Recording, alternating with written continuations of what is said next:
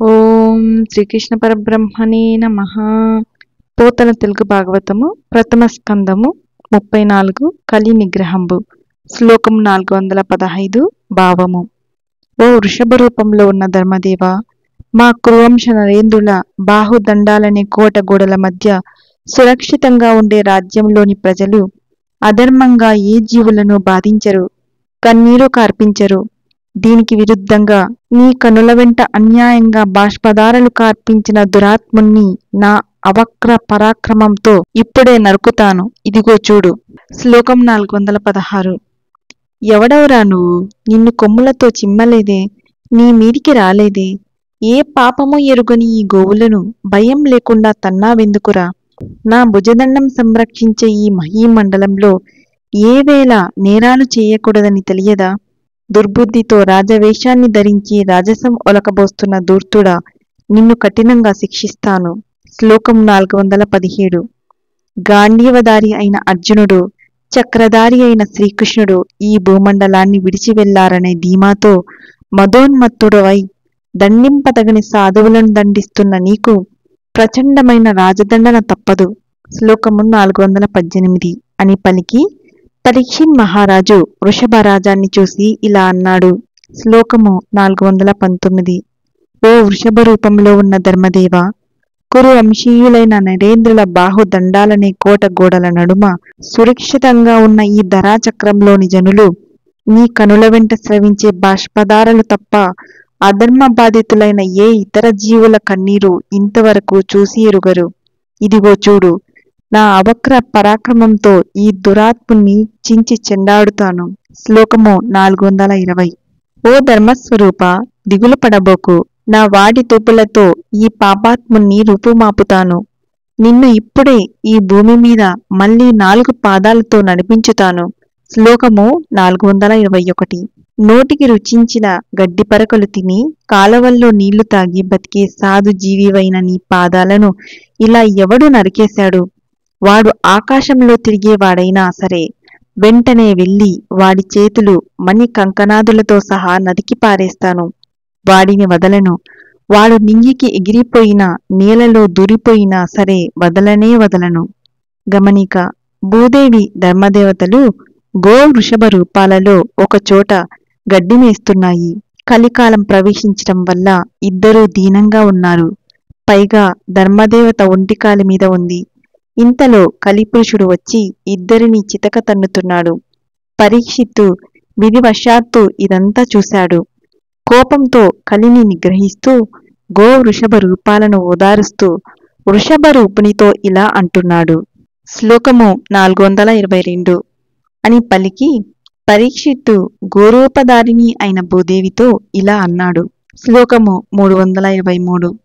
అమ్మా, అనంత వైభవోపేతుడైన శ్రీకృష్ణుడు ఈ లోకాన్ని వదిలి వెళ్ళిపోయాడని ఆవేదనతో కృశించి కన్నీరు మున్నీరుగా ఏడువకు. మనస్సులో దిగులు పెట్టుకోబోకు. కళ్యాణిదాయినవైన నిన్ను తన్నిన ఈ దుర్మార్గుణ్ణి ఇప్పుడే నా బాణాలతో నేల కూలుస్తాను. నా పౌరుషమును చూడు తల్లి, భయకంపితువు కాబోకు అమ్మా. శ్లోకము 424. సాధులైన జీవులను బాధించే దుర్మార్గులను రాజైన వాడు అవశ్యం శిక్షించాలి. అలా శిక్షించకుండా ఉపేక్షించిన రాజ అధముని జీవితము, ఆయుష్షు, ఐశ్వర్యము సర్వం వ్యర్థం. ఈ మాట ముమ్మాటికి యథార్థం తల్లి. శ్లోకము 425. సాధ్వీమణివైన పృథ్వీ దుష్టులను శిక్షించటం కోసం, శిష్టులను రక్షించటం కోసమే భగవంతుడైన బ్రహ్మదేవుడు రాజులను సృష్టించాడని శాస్త్రవేత్తలు చెబుతారు. కనుక ఇప్పుడు రాజునైన నాకు ఆర్తరక్షణం అన్నది పరమధర్మం. శ్లోకము 426. ఇలా పలికిన ధర్మనందనుని మనుమడైన పరీక్షిన్ నరేంద్రునితో వృషభ రూపంలో ఉన్న ధర్మదేవుడు ఇలా అన్నాడు. శ్లోకము 427. నరనాథ శిరోమణి దుర్జనులను నిగ్రహించి సజ్జనులను అనుగ్రహించే పురువంశంలో పుట్టిన ధర్మమూర్తులు కనుకనే భగవంతుడైన శ్రీకృష్ణుడు మీ వారి భక్తి శ్రద్ధలకు మెచ్చి దూత అయి రాయబారాలు నడిపాడు. శ్లోకము 428.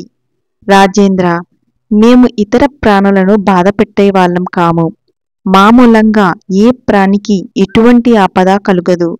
నానా విధాలైన వాదోపవాదాలకు సమ్మోహితులైన యోగీశ్వరులు ఆత్మయే సుఖదుఖాలు కల్పించే ప్రభువంటారు.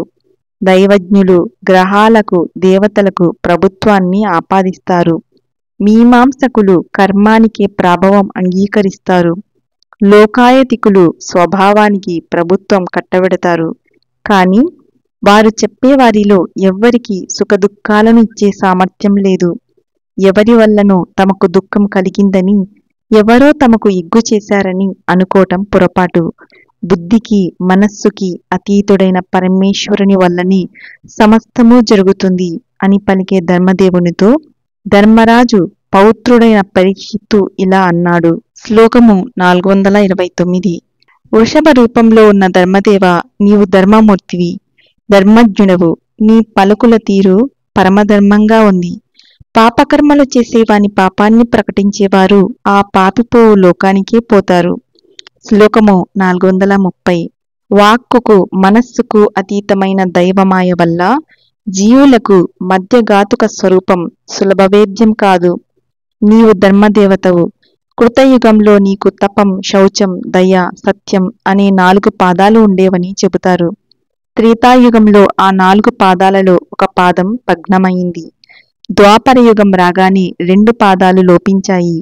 ఇప్పుడు కలియుగంలో 3 పాదాలు లుప్తమైపోయి సత్యం అనే ఒక్క పాదం మాత్రం మిగిలి ఉంది.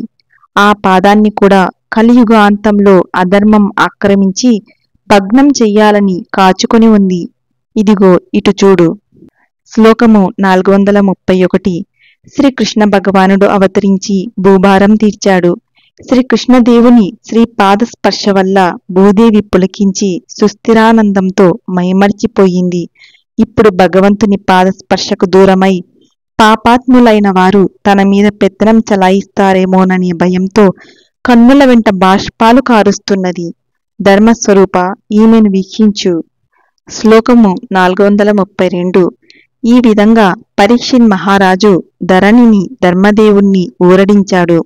మహారథుడు అర్జునుని మనవుడు అయిన ఆ వీరాగ్రేసరుడు తొలకరి మెరుపుతీగల తలతల మెరుస్తూ కళ్లకు మిరుమిట్లు గొలిపే దుస్సాహమైన తన ఖడ్గాన్ని భయంకరంగా జలిపించి పాపాత్ముడైన కలిని రూపుమాపాలని నిశ్చయించాడు. అప్పుడు తనని సంహరించటానికి ఉద్యుక్తుడైన మహారాజును చూసి కలి రాజచిహ్నాలన్నీ విడిచి వడలిన వదనంతో గడగడలాడుతూ భయవిహ్వలుడై ఆ రాజు పాదాల మీద పడి సాష్టాంగ నమస్కారం చేసి శ్లోకం 433. ఓ నృపాల తిలక, భయంతో నా దేహమంతా కంపించిపోతున్నది. నన్ను చంపవద్దు.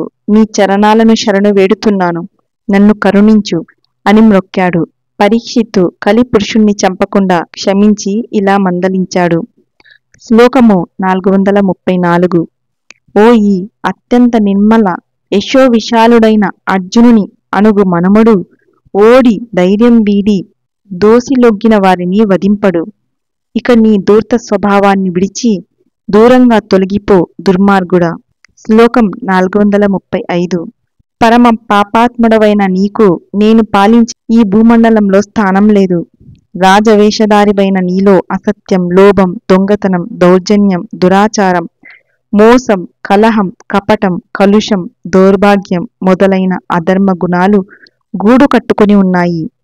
సత్యానికి ఆలవాలమైన ఈ బ్రహ్మవర్త దేశంలో యజ్ఞవేత్తలైన పెద్దలు యజ్ఞేశ్వరుడైన శ్రీ మహావిష్ణువును యజ్ఞాలతో ఆరాధిస్తూ ఉన్నారు.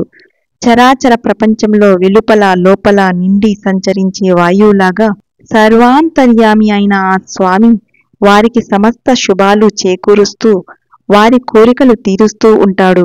అందువల్ల ఈ ప్రదేశంలో నీవు ఉండటానికి వీలులేదు అని కత్తిని పైకెత్తిన చక్రవర్తితో కలిపురుషుడు ఇలా పలికాడు. శ్లోకము 436. జగత్పతి, దగద్దగిత కాంతులతో మెరుస్తున్న నీ కరకు కరవాలాన్ని చూసి నా గుండెలు పగులుతున్నాయి. నా హృదయం బెదురుతున్నది. ఇప్పుడు నేనెక్కడికి పోయేది, ఎక్కడ ఉండేది? నీవే ఆలోచించు. హరి ఓం తత్సత్. సర్వం శ్రీకృష్ణార్పణమస్తు.